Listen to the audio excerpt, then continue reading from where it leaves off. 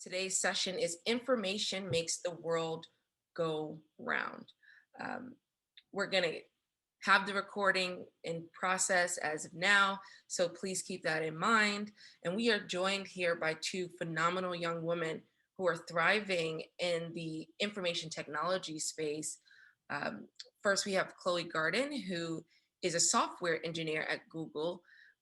And I personally am not a software engineer, but I know that it sounds like she has a really, really great task that I could never ever do. So I'm so excited to hear about what she does. And next we have Adora Wanko, who is a product specialist at Facebook. And so I'm really excited to hear her provide us more information on what does it mean to work with products in a virtual world. Um, First, we're going to kick off with Chloe. If you'd like to give us all a brief introduction of who you are and your journey to Google. Yeah, so I'm Chloe. I'm a software engineer at Google. And I guess my journey there. So when I know a lot of people have different journeys into tech, into software engineering. And I guess mine was more of a traditional route. So when I was in high school, I really liked math. It was my favorite subject in school. And I've learned about a few different like engineering summer programs at local colleges. So I did like a summer program at Georgia Tech and a summer program with Microsoft. And then it was one of those programs that I was introduced to like I guess coding in general, and I learned how to code in MATLAB, and just about the different types of engineering that there is.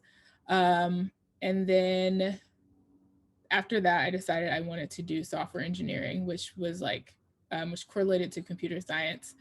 And then so then when I was applying to colleges, I ended up going to MIT and I studied computer science there. It was really difficult since I always felt like I was behind. And yeah, and then while I was there, I did summer internships at tech companies as software engineers or as a software engineer, and ended up interviewing and getting a full time role at Google after graduation. So yeah.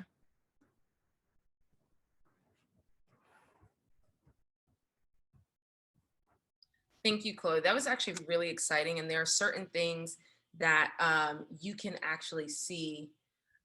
We'll get into how you sought out some of those opportunities and some of the challenges. Um, Next, Adora, I'm going to ask that you provide us with a similar brief introduction, and then we can really get into the nitty gritty of how you both have taken steps to get where you are. Adora? Yeah, absolutely. Hi, everyone. My name is Adora.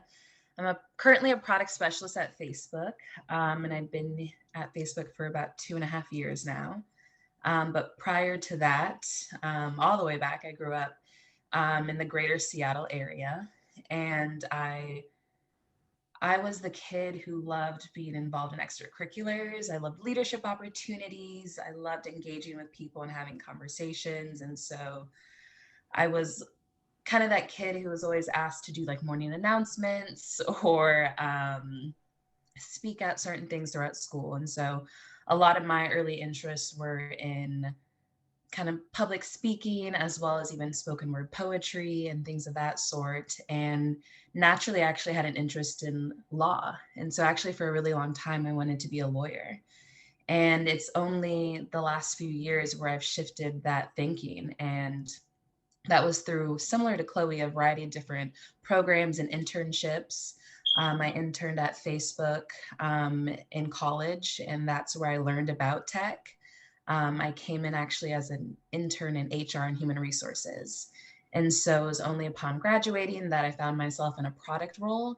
And since then, I've loved it. And I'm happy to go into more detail about that in this conversation. But just to start with, be flexible. There's a lot of flexibility and a lot of changes. And if you're open to them, a lot of things will come your way. Well, I am excited to get into this conversation. Chloe, you expressed, having an interest in looking at opportunities to grow in high school and your passion. So I'm curious to know, what were some of the classes that you might have taken or resources that you tapped into, or even extracurriculars prior to applying to college and choosing a college? That's our next point, because MIT is great. But before you got to MIT, what put Chloe Garden on the map? Yeah, so I kind of like Adora was pretty involved in a lot of activities outside of school. And so I think as far as like applying to colleges, well, yeah, choosing things that would help with that would help with my college applications. Definitely like I was part of the math club in high school. I helped start the math club, and I did a lot of also a lot of other like arts things. So I sang in the choir. Um, I was in, wow, this was so long ago. I was pretty involved, and then my mom also put a lot of emphasis on me looking for like summer opportunities. Um, and so I think that's where I did a lot of things over the summers. So um, I did an engineering program at Microsoft and at Georgia Tech. Um, yeah. How did you find out about those programs? Because I think so often, people, one, aren't necessarily in AP courses. So I don't know if you took any AP courses or if you were in any IB courses. And then how did your mom said, hey, search for summer opportunities, but where did you go? Where did you start? Yeah, so I did some searching online, just like Googling summer programs. You can also look for, you can look at like specific schools. If there is schools like a college nearby you, you can look and see if they have summer programs for high schoolers. Um, yeah, and different companies. I did take some AP courses, so I took AP Calculus, and then also like AP Lit and Lang, um, and AP History. So yeah, I did take some AP classes, and then as far as like searching for things, yeah. So on top of Googling programs from like different universities or different companies, you can also talk to your guidance counselor. So I also had guidance counselors who would find out about programs and let me know about them. Or you could go and ask them about, if they have any recommendations. Were you ever discouraged from applying for certain opportunities as a high school student, as a woman of color? Do you feel like people were very encouraging of you? Um, and if they were, that's wonderful. And I think those are the people that should be sought out. But did you find any challenges? Um, Luckily, I felt like I had pretty good support. People were pretty encouraging. Between like my guidance counselor, I was lucky to have incredible guidance counselors, um, and my school was also pretty small. So I felt pretty supported, and also a lot of the programs that I was applying to were geared towards women or students of color, which made it a lot better because usually the people in those programs are like they're trying to encourage you and trying to encourage more people to apply. Um, yeah. No, that's really important. And so in high school, you knew that your goal was to be a software engineer. Well, I knew that I wanted to do something STEM related, so something science, technology, engineering related. And engineering was, I guess, an idea. It made the most sense logically. And so that's why I looked at engineering programs. And then last question, because I know that you were figuring out your path, but you also talked about being involved in extracurriculars around arts. And I think that's really exciting for any engineer, right? You're creating. And so Mhm. could you talk a bit about um, how the arts played into your learning experience as a high school student and how you might see some of the traits still in what you do now? Yeah, for sure. So I guess my art and like technical work were still they were pretty separate in high school. So I did a lot of singing with the choir and then like arts. I would take art classes over the summer. And I don't think they really connected as much then. But I think that once I got to college and got more familiar with writing code and software engineering, I learned that I guess with like creating things with code, there's never one way to solve a problem. It takes some creativity, which I liked. So I guess that's the connection. I think now I still do some like art stuff outside of work. But yeah. Well, I want to thank you because I love art. Adora will tell you I love me some art, but I can definitely see the close friendship between the two of you in terms of things connecting and creating from them. Adora, I met you when you were a college student. I did not have the pleasure of knowing high school Adora. Mhm. Could you tell us a little bit about the ambition and some of the classes that you took and opportunities that you sought out while you were in high school? Yeah, happy to. But first, I can attest to Chloe's artistic skills. I have done painting classes with her, and I know she even up until last year was performing musically. And so she is quite the artist and engineer. So she has a little bit of both. But for me in high school, similarly, I took AP courses. That's what my high school offered. And if there wasn't an AP course, I tried really hard to take an honors class or try to skip a class or a level just because I knew that that would express a high level of understanding or ambition on my college or my high school transcript. And so a lot of what I did in high school, I was really mindful of how that would shape me to be a really strong candidate at any college, but particularly some of the dream schools that I wanted to go to.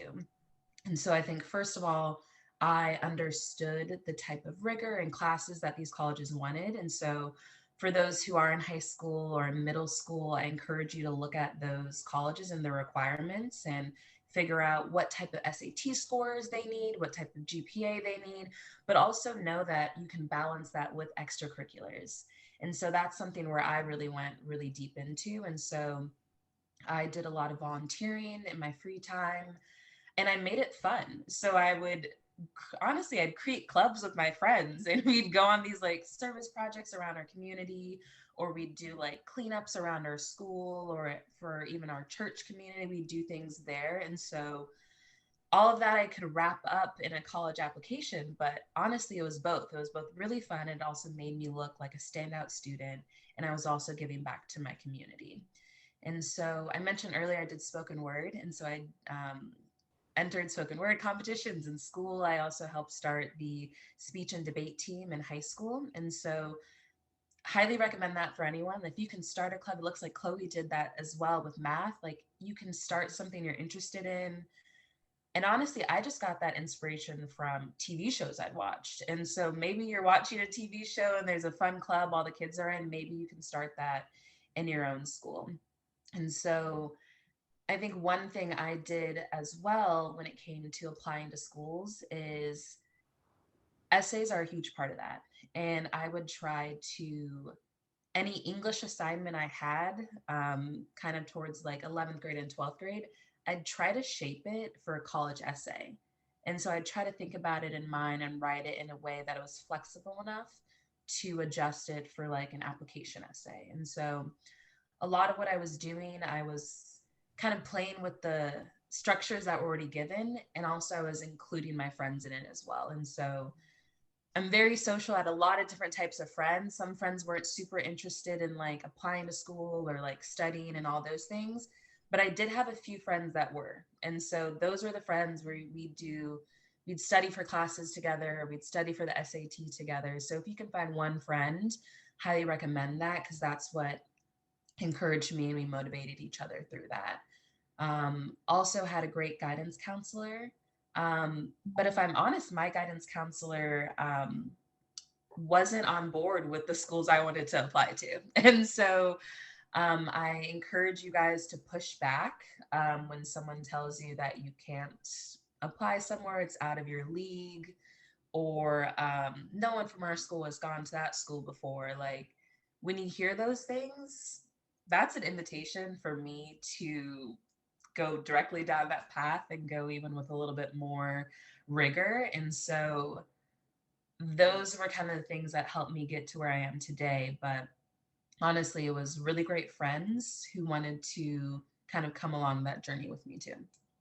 Well, I'm really loving some of the themes that are coming out of this conversation. I don't know what might have been expected today, but I think there's such an emphasis on following some of your passions because they open the door for you to really delve into other passions that might be quite lucrative to your future.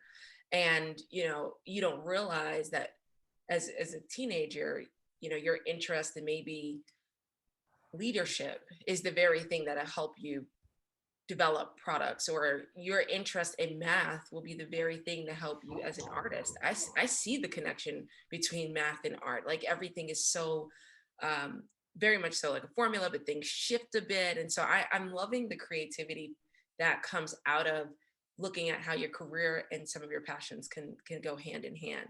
And then also from a networking tip, right? Like being able to perform and to draw, you're teaching other people how to do something that you love in a very similar industry. So I think that's pretty awesome. Now, you both discussed some of the things you kept in mind while you were applying to colleges. What would you say about choosing which school to go to? I know I applied to 16 colleges, which was a lot of different levels, different opportunities from each school. And then you have folks who, like my best friend, who applied to 2 colleges, got into each of them, and that was it. And so keep in mind while you're giving this answer that we have so many different types of students on the call today.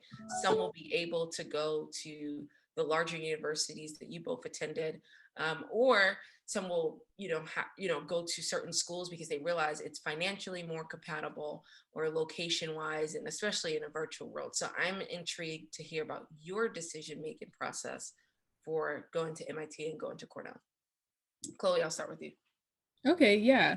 So I also applied to a lot of schools, and a wide range of schools. So I applied to I applied to a couple of the like larger well-known schools. I applied to a couple of state schools in Georgia. I'm from Georgia, so yeah, a couple of state schools in Georgia. Um, a few others. I applied to, yeah, a pretty wide range of schools. I did as many visits as I could. So a lot of schools, if you're accepted, they'll invite you to come on campus. They'll fly you out, or I guess depending on the school. But if you get accepted to the school, a lot of times they'll invite you to come to campus and visit. So I think that's very important. And as far as making my decision, I think it came down to what I thought would be a good fit and what would set me up well career-wise in the future. So I knew that I wanted to do something like engineering or STEM related, which is why I chose MIT. And I knew that it would open up a lot of doors for me career-wise after graduating. Yeah, yeah. So I think that was how I made my decision. Mm. And Dora, how about for you?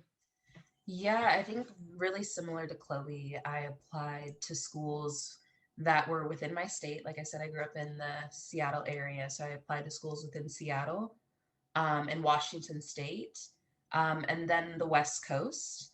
And then I applied for a few schools on the East Coast where I actually had family in within an hour's distance. And so that was something that was really important to my parents since they were going to be on the West Coast in Washington. And even within California, that I had some family member I could maybe spend Thanksgiving break with or something like that, since it was a long distance away. Um, and I was really interested in like leadership and even politics, political science, law. And so I chose schools that really specialized in political science, international relations, um, and had really interesting dialogue, conversation driven curriculum. And so I ended up selecting a school that was an hour away from my mom's brother and my cousins. And also that I had a cousin, a distant cousin, who had also was in that area. But also the program I selected was really based in leadership and interdisciplinary. And so that gave me a lot of flexibility to choose classes. If I'm honest, they didn't require a lot of math and science to get into that program. And I think I had my only math requirement in that major was statistics. And so I was currently taking statistics, and it was a really great match for me because I saw statistics to help create and elevate stories to give more, um, maybe some more evidence or material for storytelling that I enjoyed. And so that's why I ended up choosing Cornell, and I'm super happy I did. Amani, I met you. And through that college, I actually met a lot of really great people that influenced me in different ways and pushed me in different ways. But Yeah. it was a hard decision, you know, moving so far away from home. And I'm really thankful I actually could maintain some of my friendships from high school. Those were some of the most grounding experiences because you come home for break or you talk with them on the phone. Those are really helpful in making it not feel like such a big distance. But I do encourage people to choose different locations. So wherever you can, maybe you apply to one far out, one close by, but I think I only ended up applying to maybe 8 schools.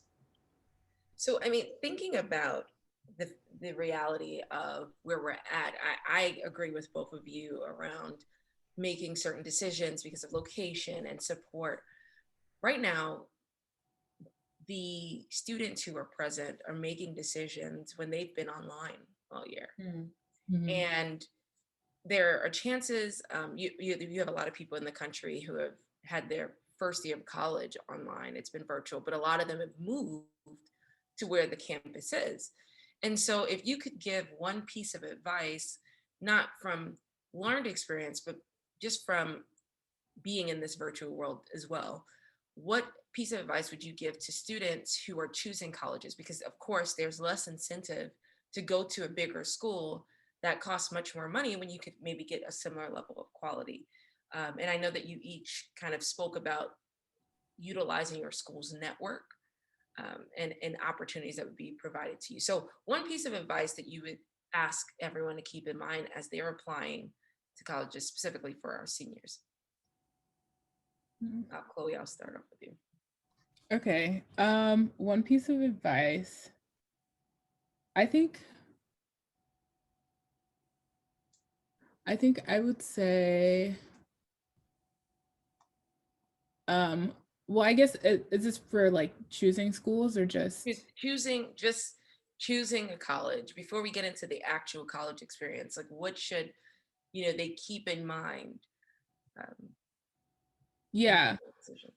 I think I know that it's very weird with COVID. But I think I'm learning more as I spend more time outside of school or after graduation how important the network is.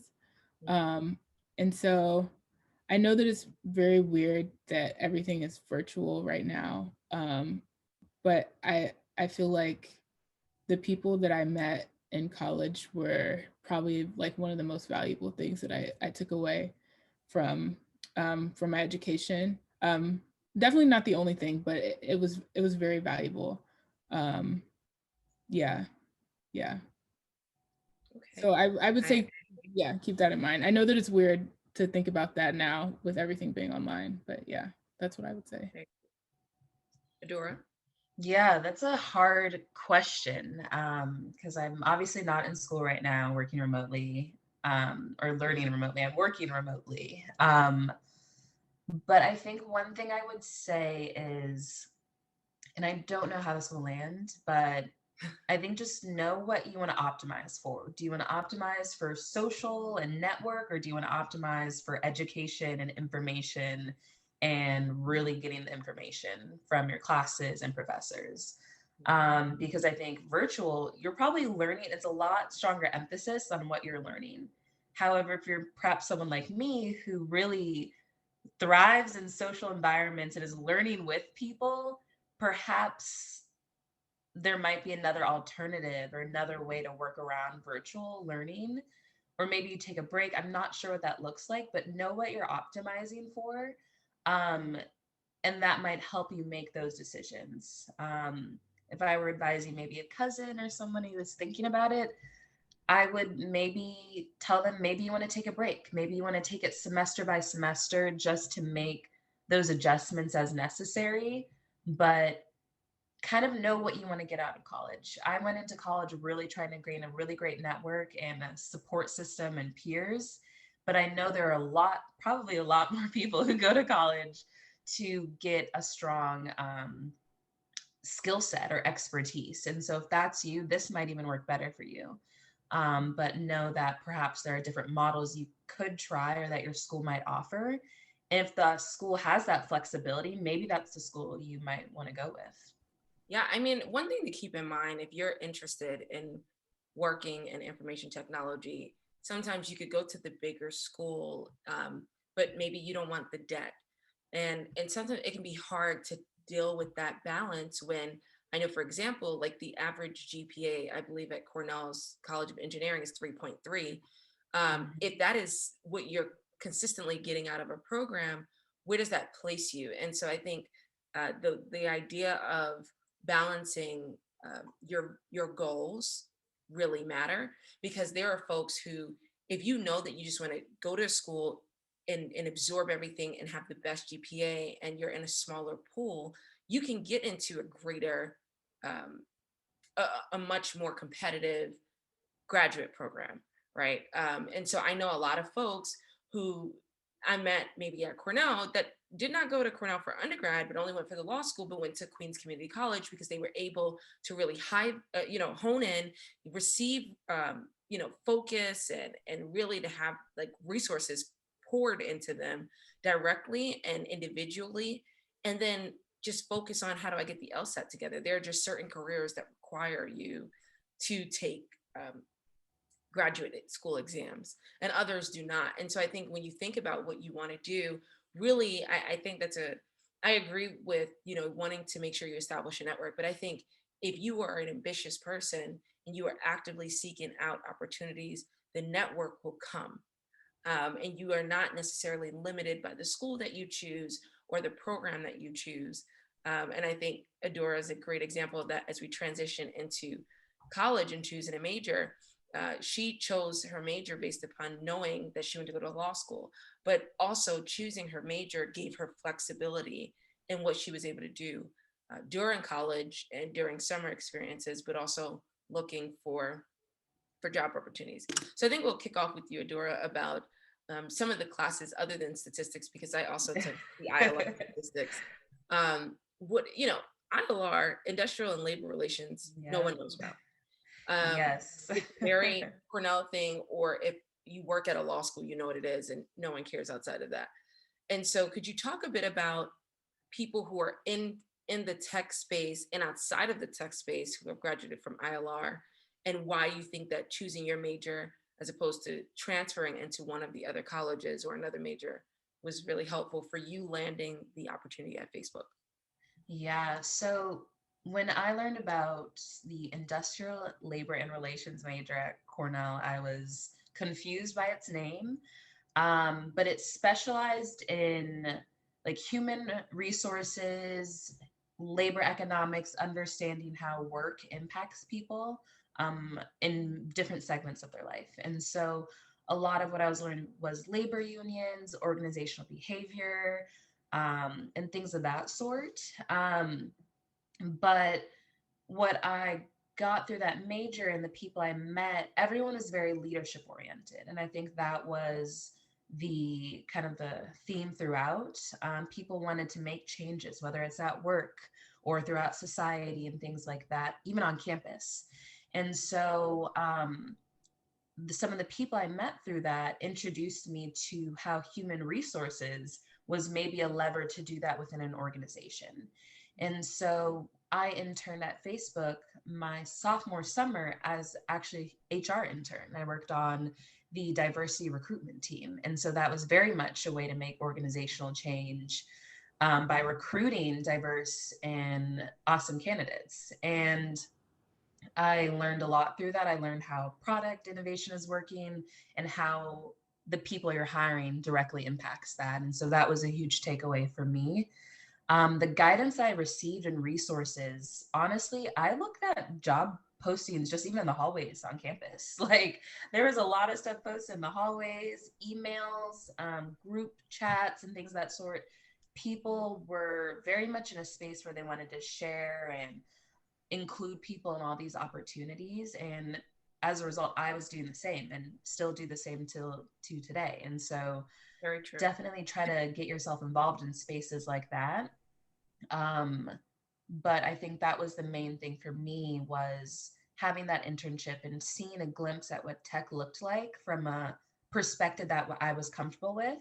It actually enabled me to later go out and pursue a product focused role, working with product teams in tech. I like that. Chloe, we know that prior to college, you were thinking about engineering and STEM, but you weren't exactly sure. And so could you talk a bit about deciding on your major, and some of the classes you took to kind of guide you? I don't know if you changed your major at any point, but if you did, we would love to hear about that process, and also guidance and resources that you sought out while in college and what you did specifically in college, um, knowing what you were interested in doing. Yeah. Okay. So lots to add on this. So when I came into college, or when I was applying to college, I had the idea that I wanted to study computer science. And that was why I chose MIT. And so I was pretty focused on being able to get, the skill set, like you were mentioning earlier, optimizing for what you want. And at that point, that was what I wanted.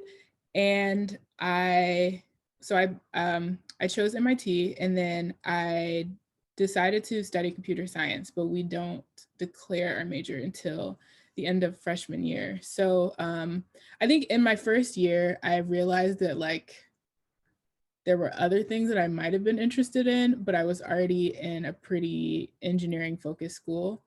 And computer science was actually, well, I don't know how surprising this is, but it was like it was the most popular major at my school.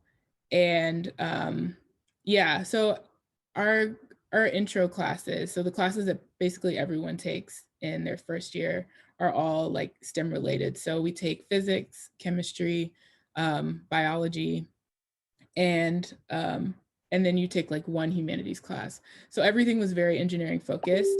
And I knew that I liked computer science. I took an intro class in my freshman spring, and then I also really liked physics, which was a class that I was required to take just for graduation.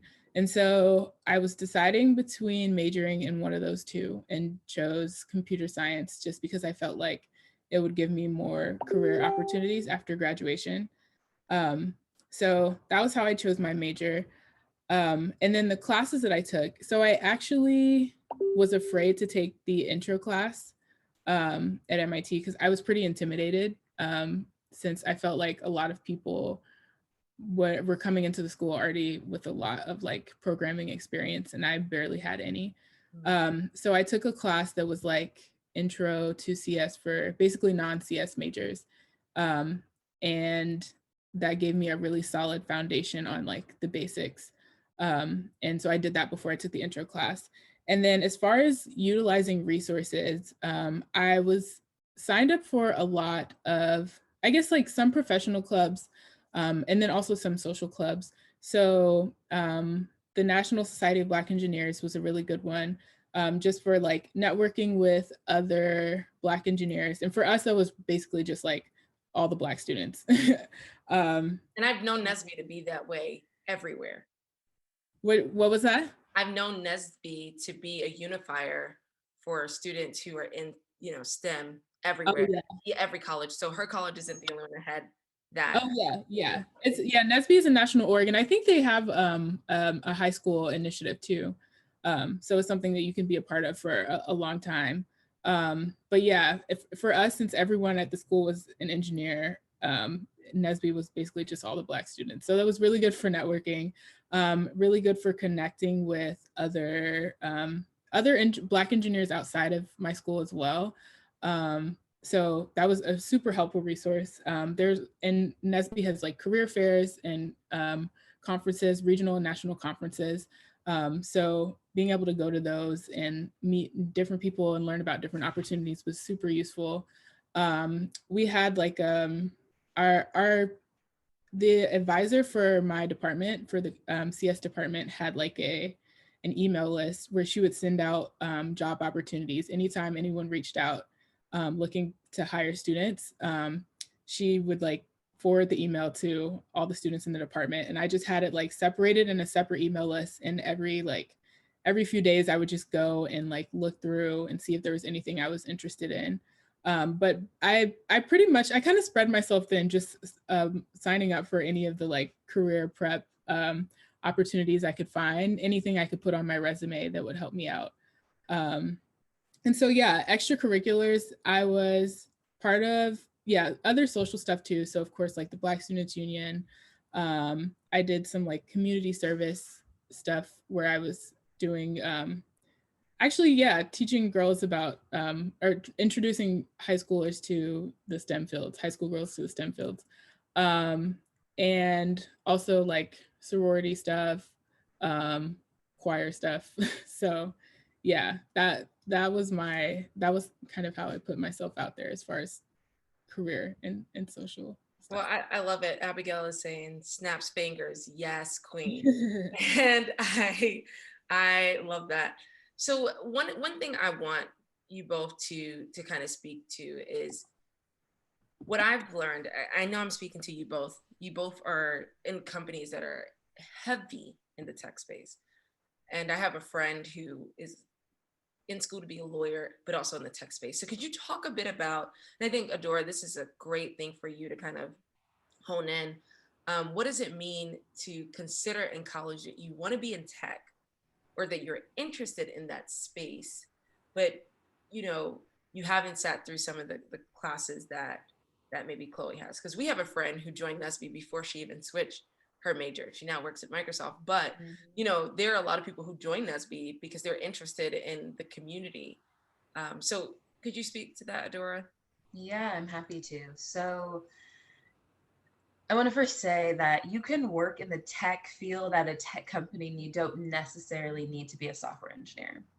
However, I do want to acknowledge that there are very few women and even fewer women of color who are working as software engineers. I think at my company at Facebook, it's less than 1%. And so I highly encourage people to, and I'm sure Chloe will go into this as well, just to seek that out and see, because that is a space ripe with opportunity for women, young women, to come in and shape the products that work for us. Products that we all use Google and probably Facebook or Instagram every day, YouTube. So we want to shape those products ourselves. But for those who maybe love law and they want to learn about IP and intellectual property, or they're really interested in human resources, or even community development, those are all opportunities and spaces in tech. And so I started interning as an HR intern, and there's a robust HR program and recruitment team. And I actually saw myself becoming a lawyer within the tech field before I, gave it a shot in a different aspect. But there are many lawyers that work in-house at Facebook who offer legal counsel and legal guidance, but also a lot of lawyers who aren't necessarily acting in the lawyer capacity or legal capacity, but are working on partnerships, working on community outreach and things of that sort. And so, with any career in any major, you can flex those skills in different areas. And I think that's fully an opportunity to do at a tech company. Community development is actually a growing space at tech companies because they do have so much money and resources. And oftentimes their presence in certain communities alters the shape of that region. And so I know Facebook, and I'm sure Google as well, has initiatives and departments dedicated to ensuring that communities are supported, that they can come onto some of these really large campuses and take part in some of the really fun activities we have, well, or did have at one point when we were all coming to work. But there's a lot of, so if you're interested in nonprofit work, if you have experience in that, there's a space for you there as well. And so there's writers, people who work on content strategy, there's designers, there are researchers. Yeah, Honestly, anything amazing. you can name, Yeah, you there can are find a many, spot. many folks. I mean, we think about uh, you both work for companies that actually dominate our lives, right? Whether we self-select into that or Hmm. not. Hmm. And apparently, I don't know if they'll agree, but apparently, someone like me, uh, I love Facebook, right? And like getting a Facebook was a big deal when I was going to college, right? Because you couldn't have a Facebook without having gone to college in the past. So it was a really interesting shift. But both of your companies have made such a large impact on the way that we as a society function, um, which leads me to my next point, thinking about how society functions and what's expected of you. I wanted in this kind of college conversation thinking about what was next. Did you need to go to professional school to work at these companies? If you didn't, which I'm pretty sure neither of you did, why not? Will you go back? Adora is not only a leader, but she loves learning. So, it's definitely in the cards. And Chloe, you are in such a very profound position as a software engineer. You're literally creating and shaping the molds for how we interact. I'm curious to know, did you both take time off? Did you seek out opportunities and realize this was a terrible career decision, or this was the right career decision? How did you decide to do professional school? And I guess this ties into starting your career as well, but you both can speak to professional school, your thoughts, and starting your careers. It was a very loaded question. I can acknowledge that. So start off, Chloe, telling us about, it's your senior year of college, and now you're thinking back on everything that you've done. Fortunately, you're at MIT, so you're like, okay, I know that I have a network and I have opportunities. How did you decide to start your career? Was school a part of that? What were your thoughts? Yeah, so I was considering a few different options. So MIT is pretty, there's a pretty large emphasis, especially for computer science majors. There's a pretty heavy emphasis on going into industry. And so that's what most of my classmates did. But I guess for me, there were a few other things that I was considering. So, um, and we have a like a master's program, so you could stay back for another year and a half to get your master's in engineering. But that was like it was weird where I like found out that I got into the program after I had already like accepted the offer and made plans to do other things. So it was kind of late for that. Um, I considered I considered industry. I was pretty heavily leaning on industry already. I guess one because of MIT's focus on going into industry, and then also because I did an internship program my junior summer called Code 2040, which was like um, a program for Black and Latinx students who want to do software engineering. And so I did that my junior summer, and I really, really liked it. It was my first time actually interning as a software engineer. And I guess that summer, and I realized that like software engineering was something I could do. And I felt like tech was a place where I could be. And I had started to form a lot of friendships and gotten familiar with the Bay Area. And so that was how I realized that like that was something I could really see myself doing after graduating. So that was the other thing I was considering. And then also something that goes back to, I guess on the last slide, there was a program offered by our minority student office for students who wanted to apply to PhD programs. And so I participated in it because I didn't know what I wanted to do. I signed up when I was like a freshman or sophomore. and had just kept up with the requirements just in case. And so that was another thing I was doing. And they were also pretty, they put heavy emphasis on us doing research since MIT is such a huge research institution. And they said that that's what grad schools are looking for if you want to do a PhD. And I hadn't done any research while in college, but I like applied to a program and ended up doing research for the summer right after I graduated. So those were the options I was considering. I ended up going into industry once I got the offer at Google. But yeah, there were a lot of things that I was considering. And I guess some of that stuff is like, I'm probably not going to go back to it now. I don't really see myself doing a PhD, but possibly like business school or going back for a master's in something related. Because I see a lot of people in software engineering, a lot of my friends or people who see themselves as doing more than just like writing code and implementing things that someone else designed, but want to have some kind of difference and have more of a say in what they're building and creating, will go into like more business type roles, so like product management, yeah, or even something out of tech. So yeah. Well, I think you considered, I like to call it laying out the cards, and I think you definitely laid out the cards.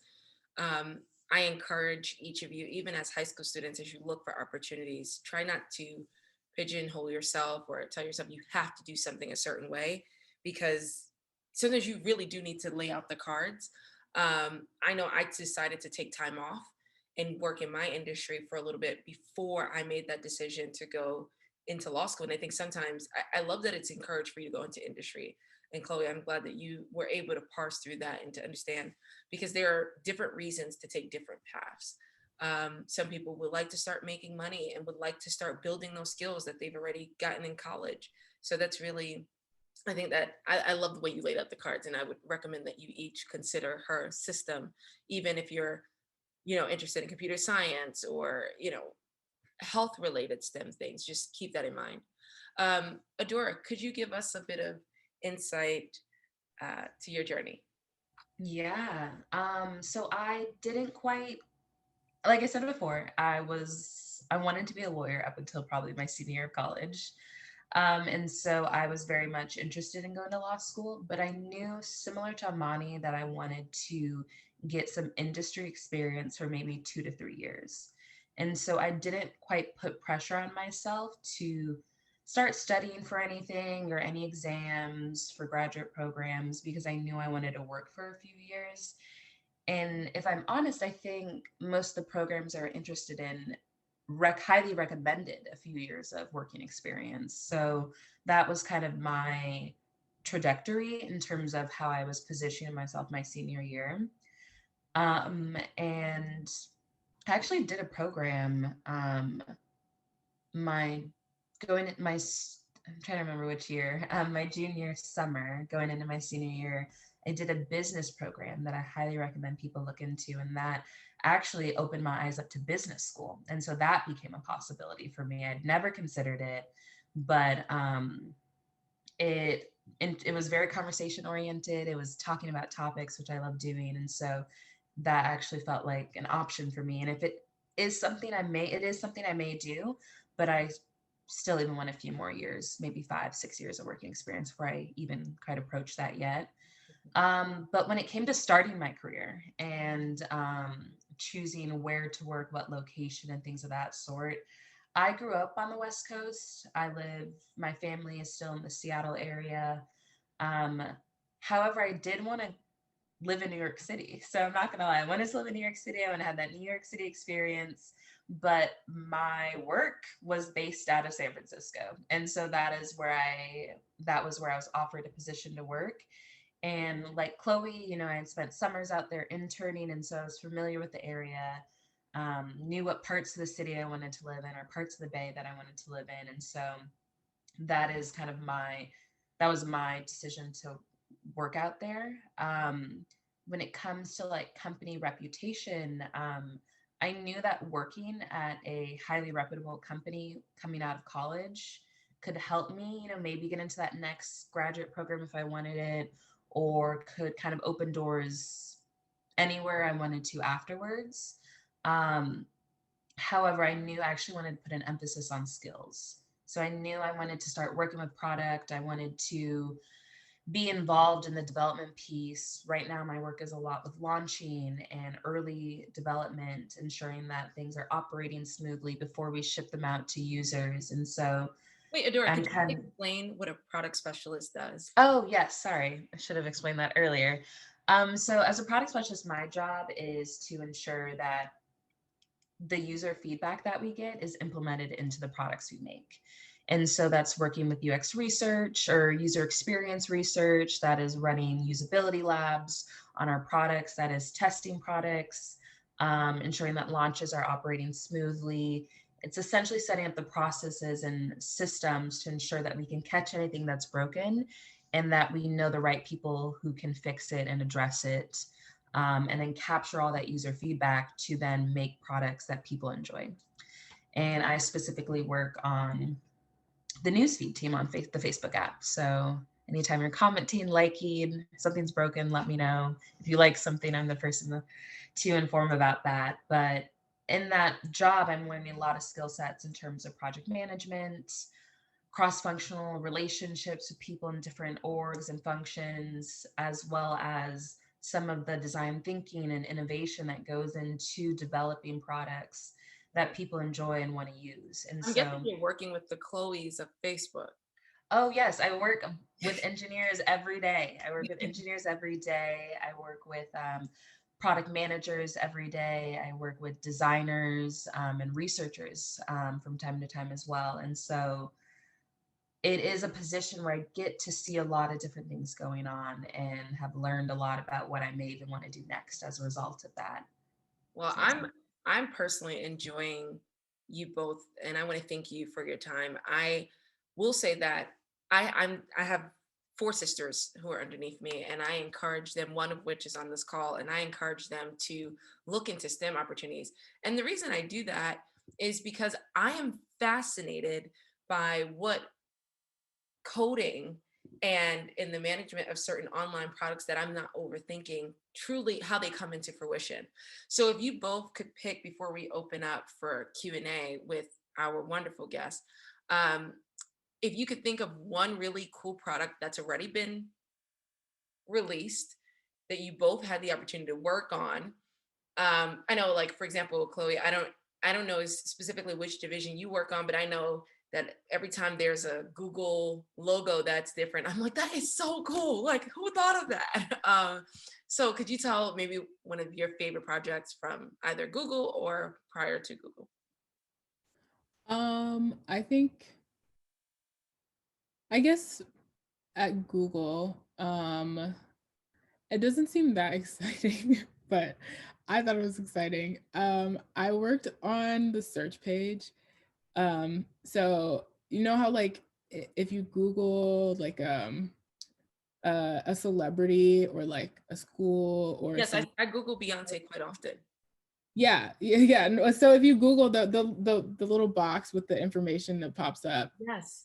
yeah. So I worked on that team, and So helpful now. It's very helpful. I can look at people's net worth, where they went to college or didn't go to college. I love that box. yeah, so I was doing a rotational program, and so I had some say in the team that I was going to work on, and I chose that team because one of their initiatives was trying to get like, so they were I guess at that point they were specifically working with like artists and like indie artists, and so they were trying to get like smaller or not as well known artists signed up Lucky for, Day, yeah, Lucky Day, Giveon. yeah, so that they could get their information, they could get their information on there. So yeah, so I like the initiative that they were doing. And I thought that was pretty cool. And I also just remember like, I guess learning about like the data behind it and like how all the data worked. And so I was like searching like really cool things. And so I found my mom on there, which I thought was pretty cool. Yeah, but Google I me. I love that. I Google myself every year. I want a box. I want a box. yeah, Oh, I want to. in the box too. One day I have to get that notoriety.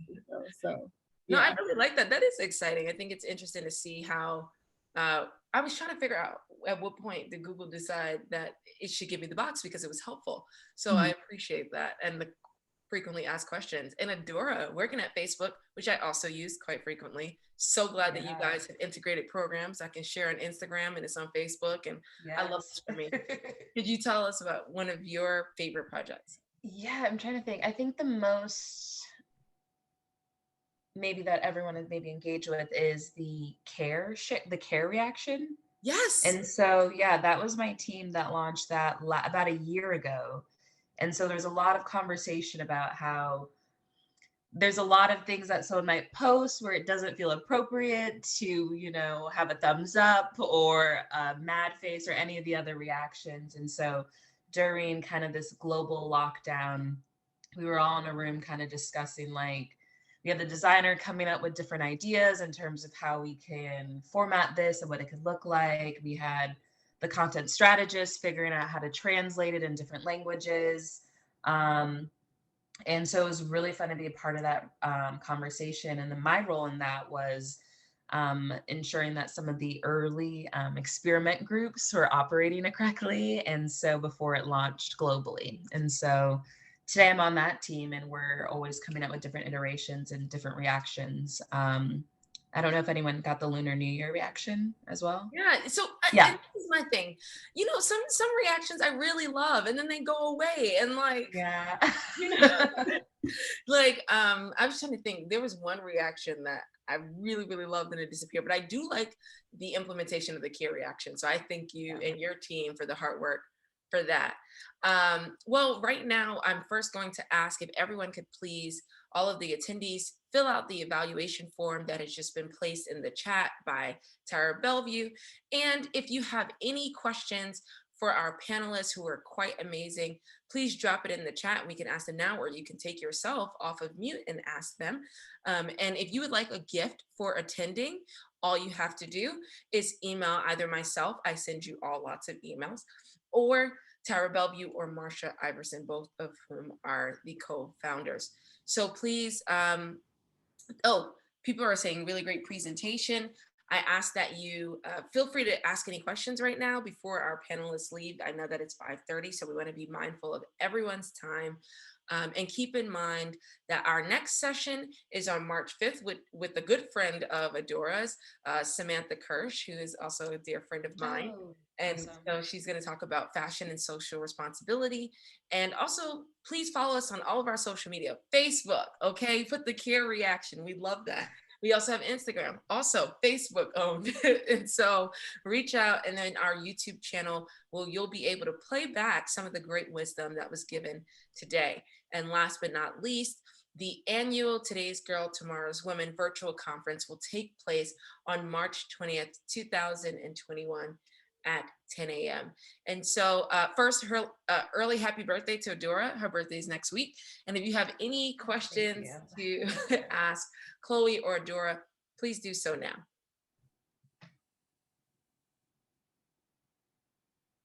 Sheena, do you have any questions? I see you're here. Also, No, but Dora, I'm Pisces too, so hi fellow Pisces. Oh, yes, Pisces season. your birthdays are like a day apart, but Yeah, is it the 10th, if I remember? well, no, your birthday's the 9th. Her birthday is 3 days before yours. Oh, okay. Yeah. My little brother is the 10th. But Chloe, I want to thank you so very much for joining us today. Congratulations on everything that you've been able to accomplish. Adora, same to you. Thank you for allowing me to be a part of your journey. You and I both have our secret B school aspirations, so we'll talk about that. And I want you both to know that like you have a new family. Today's Girl, Tomorrow's Women. And you have support in us. And if there are any opportunities that you think would be beneficial to our students that are offered by either Google or Facebook, please let us know. Otherwise, everyone have a wonderful rest of the week. Thank you so much.